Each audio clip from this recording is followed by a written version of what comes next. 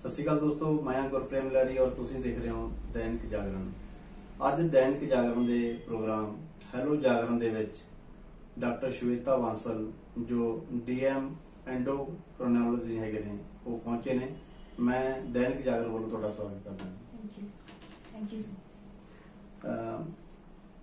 ਹੁਣੇ ਹੀ world diabetes ਡੇ ਜਿਹੜਾ ਹੈਗਾ ਉਹ ਲੰਘ ਕੇ ਗਿਆ ਹੈਗਾ ਔਰ ਆਪਾਂ ਜਿਹੜਾ ਹੈਗਾ ਚਰਚਾ ਕਰਾਂਗੇ ਸ਼ੂਗਰ ਦੇ ਬਾਰੇ ਚ ਕਿ ਸ਼ੂਗਰ ਕਿਉਂਕਿ ਸ਼ੂਗਰ ਦੇ ਪੇਸ਼ੈਂਟ ਕਾਫੀ ਵੱਧ ਰਹੇ ਹੈਗੇ ਨੇ। ਇਕੱਲੇ ਬਠਿੰਡੇ ਦੀ ਗੱਲ ਨਹੀਂ, ਪੂਰੇ ਪੰਜਾਬ ਔਰ ਬਲਕਿ ਪੂਰੇ ਇੰਡੀਆ ਦੇ ਵਿੱਚ ਸ਼ੂਗਰ ਦੇ ਜਿਹੜੇ ਪੇਸ਼ੈਂਟ ਨੇ ਉਹ ਦਿਨੋਂ ਦਿਨ ਵੱਧ ਰਹੇ ਹੈਗੇ ਨੇ। ਤਾਂ ਅੱਜ ਆਪਾਂ ਮੈਡਮ ਦੇ ਨਾਲ ਚਰਚਾ ਕਰਾਂਗੇ ਸ਼ੂਗਰ ਦੇ ਬਾਰੇ और डायबिटीज के बारे। मैडम असल डायबिटीज है कि और कितने प्रकार की है?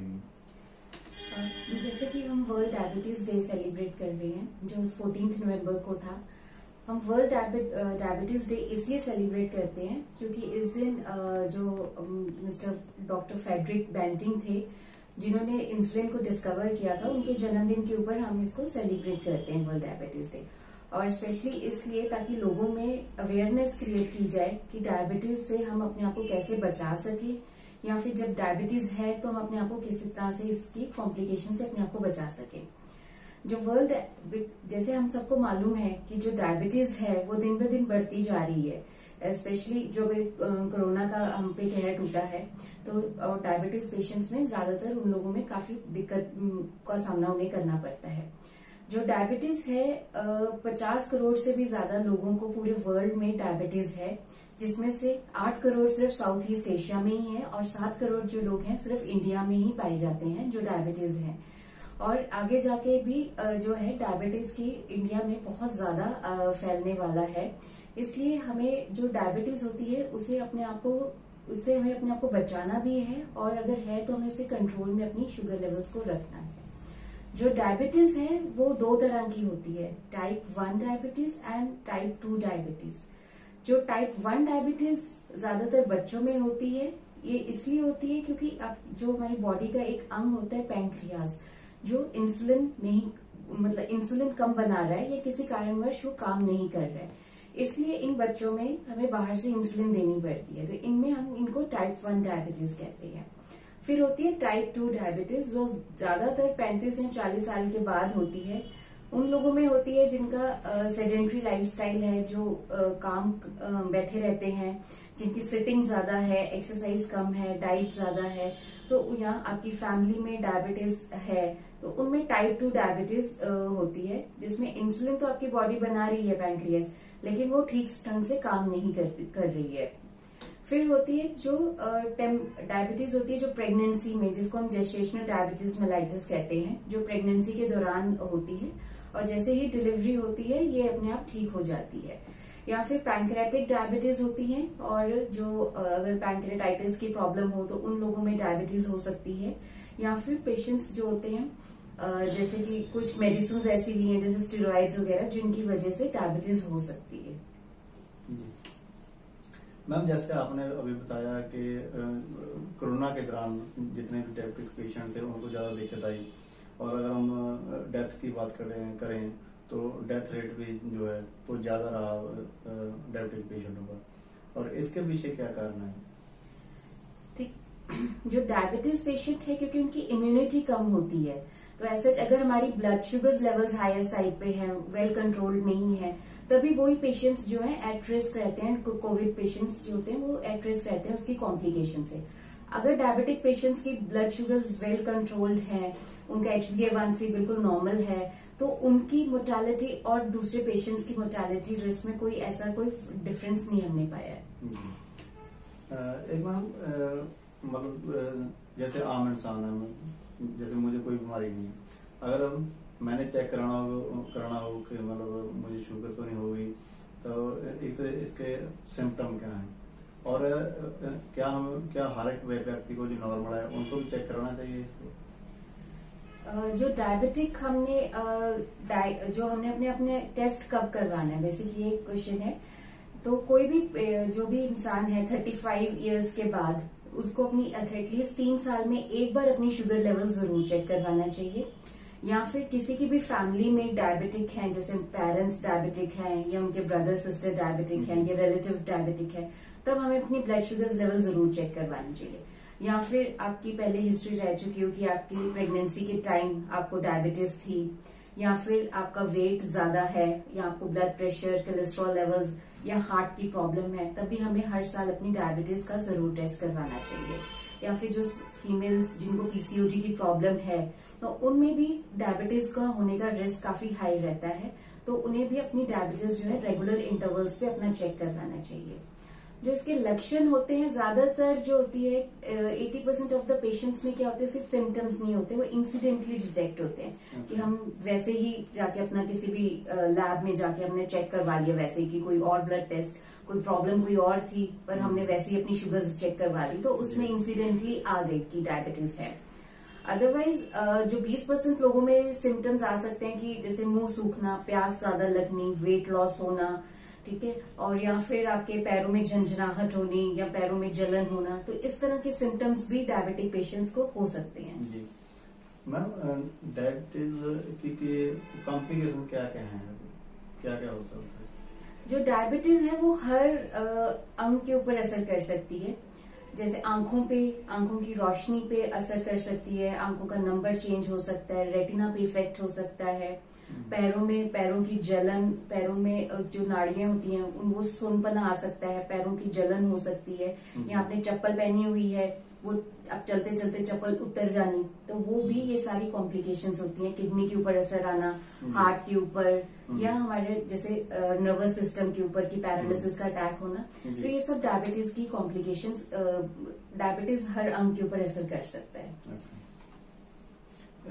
मैम, जो भी डायबिटिक पेशेंट है तो उसके लिए कोई स्पेसिफिक डाइट है, उनको क्या डाइट लेनी चाहिए? क्योंकि ज्यादातर जो भी डाइट जो खाना में मिलता है उसमें शुगर लेवल ज्यादा होता है, तो उनके लिए कोई विशेष प्रकार की डाइट रिकमेंड करते हैं?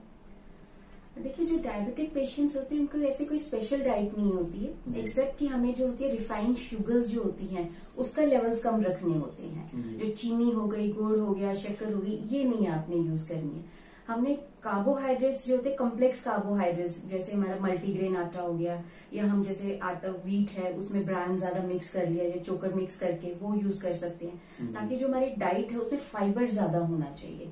खाना हम हर चीज ले सकते हैं एक्सेप्ट कि हमने चीनी बिल्कुल नहीं लेनी है। डाइट में फाइबर ज्यादा होना चाहिए, हमारा प्रोटीन, हमारा 20-20% प्रोटीन जरूर होना चाहिए, पानी ज्यादा होना चाहिए, एंड जो भी आप खाना खाते हैं उसको रेगुलर इंटरवल्स पे लेना है। 3 बड़े मील्स लेने हैं और 3 छोटे मील्स लेने हैं, और हमारा डाइट जो होती है उसमें सारे हमारे कार्बोहाइड्रेट्स, प्रोटीन्स, विटामिन सब होने चाहिए, ताकि हमें किसी तरह की भी डेफिशिएंसी डेवलप ना हो सके। और इनके लिए कोई जो डायबिटिक पेशेंट हैं उनके लिए कोई विशेष एक्सरसाइज जो रिकमेंड करते हैं?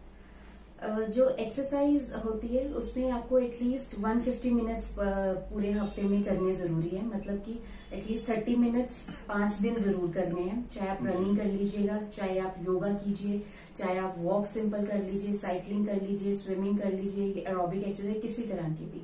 और हफ्ते में 2 दिन हमें स्ट्रेंथनिंग एक्सरसाइज करनी जरूरी होती है। स्ट्रेंथनिंग एक्सरसाइज मतलब कि आप सिंपल जैसे पुशअप्स, स्क्वाट्स या उठक बैठक कर ली, या आप किसी तरह का भी जो है डंबल्स होते हैं उनको अपना वेट लिफ्टिंग कर ली, ताकि हमारी जो मसल्स हैं वो भी स्ट्रांग रहें। उनमें भी जो है रेजिस्टेंस हमें एक्सरसाइजेस करनी जरूरी होती हैं। जैसे मैम, शुगर का जो पेशेंट है उसकी जो मेडिसिन है वो कंटिन्यू चलती है, लंबे समय तक चलती है, तो इसके जो शुगर की मेडिसिन है इसके कोई साइड इफेक्ट वगैरह होते हैं? जो डायबिटीज होते हैं, देखिए बेसिकली उनका जो ट्रीटमेंट होता है, ज्यादातर सब पेशेंट्स को यही डाउट रहता है कि ये मेडिसिन जो है कोई किडनी पे, हार्ट के ऊपर या उनके किसी अंग के ऊपर ना असर करे। ऐसा कुछ नहीं होता है कि ये मेडिसिन बिल्कुल सेफ मेडिसिन हैं। डेफिनेटली अगर हमारे जैसे किडनी की प्रॉब्लम है किसी पेशेंट को, या लिवर की है जैसे सिरोसिस है, या किडनी पे इफेक्ट आ चुका है डायबिटीज का, या किसी और कारणवश उनकी किडनी की डिजीज है, तो उसमें इन मेडिसिन की हमें डोज मॉडिफाई करनी होती है। या कुछ ऐसी मेडिसिन होती हैं जो हम इन पेशेंट्स में जिनको स्पेशल जैसे किडनी या लिवर की प्रॉब्लम होती है तो उनमें हम वो नहीं देते हैं। ऐसा ये बिल्कुल सेफ मेडिसिन हैं। कॉम्प्लिकेशंस ये होता है कि हर मेडिसिन के अपने साइड इफेक्ट जरूर होते हैं, तो हमें उनका ध्यान रखना होता है। जैसे कि हमारी सिंपल जो मेटफॉर्मिन होती है, it's one of the very सबसे पुरानी मेडिसिन है, सस्ती भी है और उसके साइड इफेक्ट्स बहुत कम होते हैं। बट जो है कुछ पेशेंट्स में, जैसे 5 से 10 पेशेंट्स में हो सकते हैं कि जैसे उनको पेट में अफ्रेमा आना, भूख कम लगनी या फिर लूज मोशंस लग जाने, या तो उस दौरान हम क्या करते हैं कि इस मेडिसिन की जैसे है हम डोज कम कर देते हैं। या कुछ मेडिसिन होती हैं कि अगर आपने खाना लेट खाया, जैसे आपने मेडिसिन खा लिया और खाना खाने में आप लेट हो गए, 3-4 घंटे हो गए और आपने खाना नहीं खाया, तो वो शुगर्स लेवल्स फिर आपके लो हो जाते हैं। तो उस चीजों में हमें ध्यान रखना होता है कि हम ऐसे मेडिसिन जो है प्रॉपर मेडिसिन लें, अपनी डाइट प्रॉपर रखें ताकि शुगर लेवल्स लो ना हो। कुछ मेडिसिन होती हैं कि जैसे पायोग्लिटाजोन है हमारी, उससे जैसे होता है कि वजन बढ़ जाता है, या कई बार होता है कुछ लोगों में पैरों में सोज आ जाती है, तो उसमें हम वो फिर मेडिसिन, अगर उनमें किसी भी तरह की कोई प्रॉब्लम आती है किसी पेशेंट को, तो हम वो मेडिसिन बंद कर देते हैं।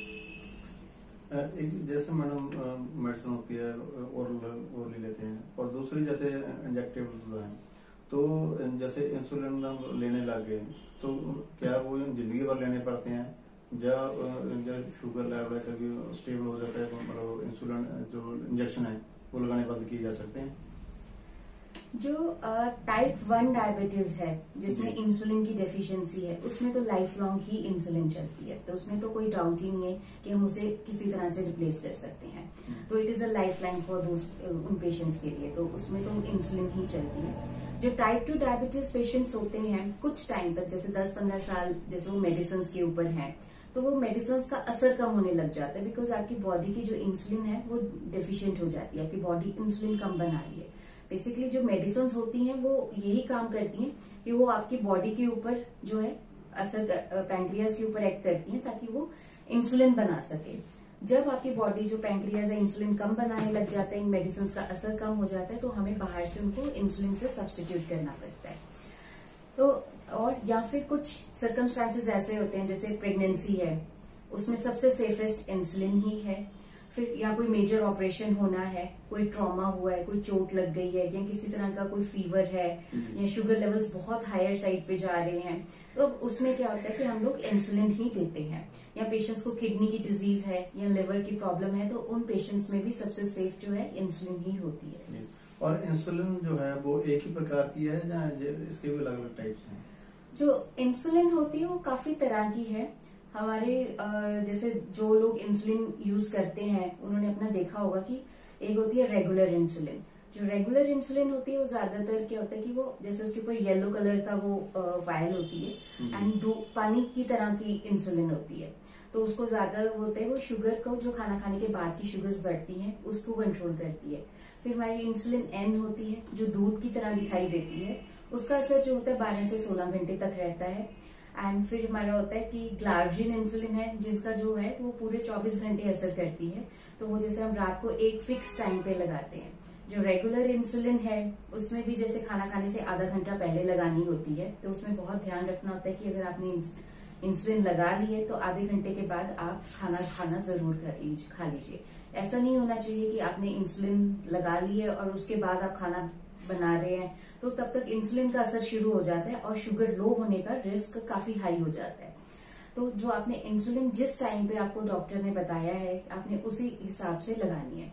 फिर हमारी अलग नई इंसुलिन आई है जिनको हम इंसुलिन एनालॉग्स कहते हैं, जो थोड़ी सी महंगी है, लेकिन उनका इफेक्ट ये होता है कि उनका जो मेडिसिन का है कि वो हम खाना खाने के 5 मिनट पहले लगा सकते हैं, तो उससे जो वेरिएबिलिटी होती है, शुगर लो होने का रिस्क होता है, वो कम हो जाता है।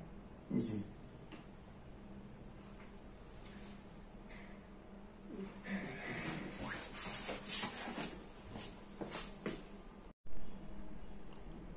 मैम, ब्लड शुगर को कैसे कंट्रोल किया जा सकता है? जो डायबिटिक पेशेंट्स की बेसिक मैनेजमेंट ये होती है कि सबसे पहले हमारी जो होती है लाइफस्टाइल चेंज। जो लाइफस्टाइल चेंज में है हमारी डाइट एंड एक्सरसाइज, जिसको हम किसी चीज से भी रिप्लेस नहीं कर सकते हैं। तो डाइट में इम्पोर्टेंट ये चीज होती है कि जैसे आपने 3 टाइम्स मेजर मील्स लेने हैं और 3 टाइम जो है स्मॉल स्नैक्स ले सकते हैं। जो खाने में आप हर चीज ले सकते हैं, लेकिन मॉडरेट अमाउंट में होना चाहिए। किसी चीज की भी आप एक्सेस में ज्यादा खाओगे तो उससे शुगर लेवल्स बढ़ने लग जाते हैं। फ्रूट्स में आप जैसे सेब ले सकते हैं, पपीता, अमरूद, ये ले सकते हैं, अनार की एक छोटी कटोरी ले सकते हैं। जूसेस, कोल्ड ड्रिंक, ये चीजें बिल्कुल नहीं लेनी है, चीनी बिल्कुल नहीं लेनी है। आप दही, लस्सी ये चीज यूज कर सकते हैं। सलाद जितना मर्जी खाइए। भुजे, अगर आपको जैसे ज्यादा कई पेशेंट्स को भूख बहुत ज्यादा लगती है तो आप चने वगैरह ये चीजें यूज कर सकते हैं, तो जिनसे शुगर लेवल्स हमारे ज्यादा नहीं बढ़ते हैं। आप आटा मल्टीग्रेन यूज कर सकते हैं या उसमें बेसन मिक्स करके यूज कर सकते हैं। फिर हमारी एक्सरसाइज है, जिसमें जो मैंने ऑलरेडी पहले ही बताया कि एटलीस्ट आधा घंटा डेली हमें वॉक, रनिंग या किसी तरह की भी हम साइकिलिंग कर सकते हैं, और हफ्ते में 2 दिन रेजिस्टेंस एक्सरसाइज करनी जरूरी है। फिर हमारी मेडिसिन होती हैं, जो मेडिसिन है उन्हें हमें रेगुलर अपना लेनी है, उनको स्किप नहीं करना है। अगर हमारे बीच में शुगर लेवल्स लो होने लग जाते हैं, कि कई बार होता है कि पेशेंट्स अपनी डाइट एंड एक्सरसाइज बहुत अच्छा कर रहा है और फिर उनकी शुगर लेवल्स जो अगर वो मेडिसिन ले रहे हैं उस पर लो हो रही है, तो आप डॉक्टर के पास जाके अपनी मेडिसिन की डोज कम करवा सकते हैं। उसमें हमें मेडिसिन छोड़नी नहीं होती, हम धीरे धीरे मेडिसिन की डोज कम करते रहते हैं। एंड अपने टेस्ट जो होते हैं, ब्लड के टेस्ट होते हैं शुगर डायबिटिक पेशेंट्स के, वो आपने एटलीस्ट जो 3 मंथ्स की एवरेज होती है HbA1c, वो एटलीस्ट हर 3 से 4 महीने पे जरूर करवाना होता है।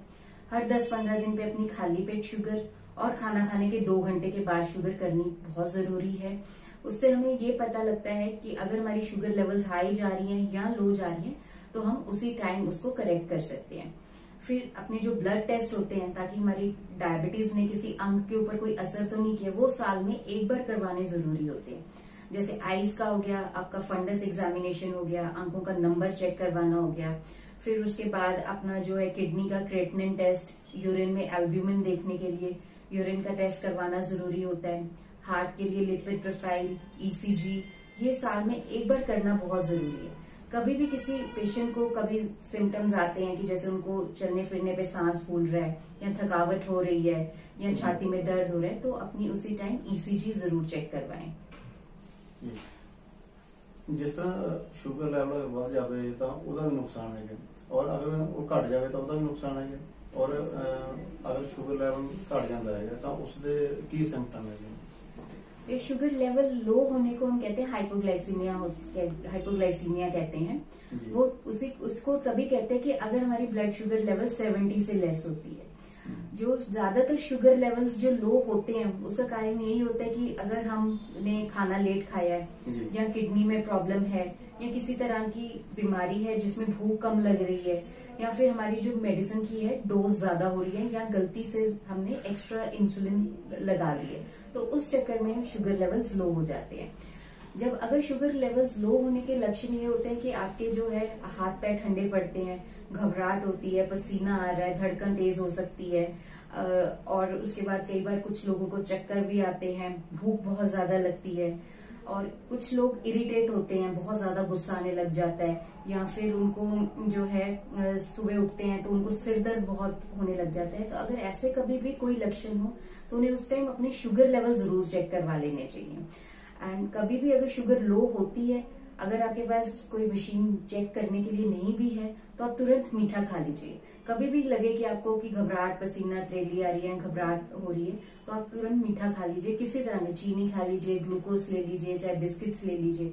और अगर उनके सेवन करने से तुरंत आपकी तबीयत ठीक हो जाती है, तो इसका मतलब है कि उस टाइम आपकी शुगर लेवल्स लो थी और आपको अपनी मेडिसिन चेंज करवानी है। और प्रेगनेंसी में जैसे पहले आपने बात की, तो उसमें प्रेगनेंसी का जो शुगर लेवल है तो वो कितना होना चाहिए? जो डायबिटीज प्रेगनेंसी में होती है उसको सबसे पहले ये इम्पोर्टेंट है कि अगर आपको डायबिटीज पहले से ही है, प्रेगनेंसी होने से पहले, तो उसमें बिफोर आप प्रेग्नेंट होते हो तो उससे पहले आपके जो शुगर लेवल्स है बहुत टाइटली कंट्रोल, बहुत अच्छे से कंट्रोल होने चाहिए, ताकि जो बच्चा है उसे किसी तरह की भी कोई कॉम्प्लिकेशंस की डेवलपमेंट ना हो। तो उसमें 3 मंथ्स पहले से ही आपकी जो HbA1c जो 3 मंथ्स की एवरेज होती है वो 7 से 6.5 तक होना चाहिए। अगर इतना आपका आता है तो आप आराम से कंसीव कर सकते हैं, एंड रिस्क ऑफ कॉम्प्लिकेशंस जो होती है काफी कम होती है।